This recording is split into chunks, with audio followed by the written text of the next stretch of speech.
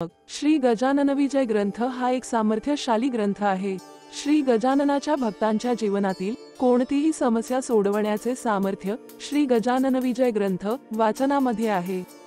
संपूर्ण ग्रंथाचे पारायण केले तर त्वरित आपल्याला इष्ट फळ मिळते, असा भक्तांचा अनुभव आहे। गजाननाचे दर्शन एकदा तरी वर्षातून घ्यावे, गजाननाचे दर्शन एकदा तरी पारायण करावे।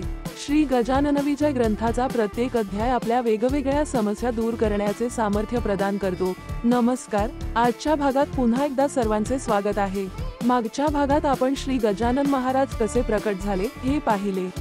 तुम्ही नसेल पाहिले तर वर आय बटन मध्ये लिंक दिली आहे। तर नवीन असाल तर आमच्या चॅनेलला सबस्क्राइब व लाईक करा। आज आपण श्री दासगणू महाराजांनी लिहिलेल्या श्री गजानन विजय या ग्रंथाचे वाचन कसे करावे हे पाहणार आहोत। चला तर मग, श्री गजानन विजय ग्रंथ हा एक सामर्थ्यशाली ग्रंथ आहे। श्री गजाननाच्या भक्तांच्या जीवनातील कोणतीही समस्या सोडवण्याचे सामर्थ्य श्री गजानन विजय ग्रंथ वाचनामध्ये आहे। संपूर्ण ग्रंथाचे पारायण केले तर त्वरित आपल्याला इष्ट फळ मिळते, असा भक्तांचा अनुभव आहे। गजाननाचे दर्शन एकदा तरी वर्षातून घ्यावे, गजाननाचे दर्शन एकदा तरी पारायण करावे।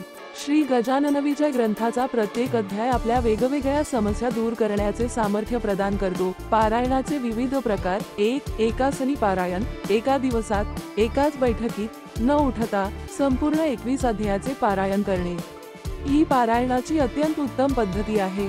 वाचणाऱ्याच्या वाचन गतीनुसार पारायणासाठी 4 ते 5 तास लागतात। गुरुपुषामृत योगावर केलेल्या एकासनी पारायणाचे विशेष महत्त्व संतकवी दासगणूंनी सांगितले आहे।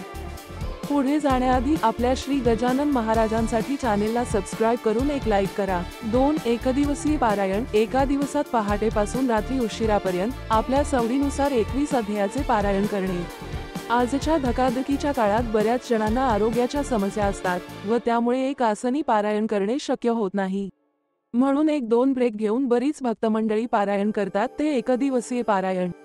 वेळेचे बंधन व व्यस्त जीवनप्रणाली या गोष्टी लक्षात घेऊन आणखी काही पारायण पद्धतीचा वापर आपण करतो। 3 सप्ताह पारायण: 7 दिवस दररोज 3 अध्याय वाचून हे पारायण केले जाते।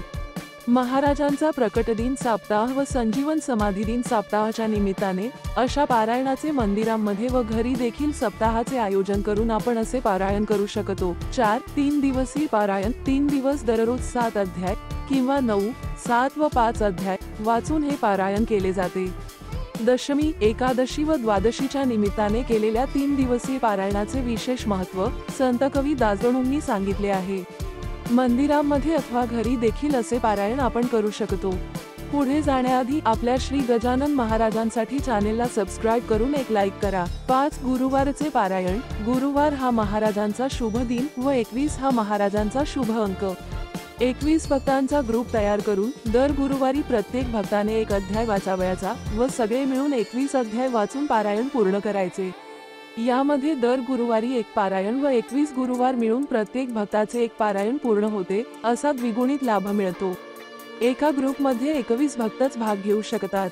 हे ग्रुप पारायण असल्यामुळे पारायणाचे ठरवून दिलेले नियम पाळणे अतिशय महत्त्वाचे आहे।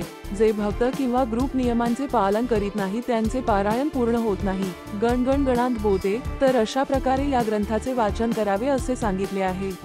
पुन्हा भेटू अशाच एका नवीन भागात, तोपर्यंत नमस्कार। गण गण गणांत बोते, गण गण गणांत बोते।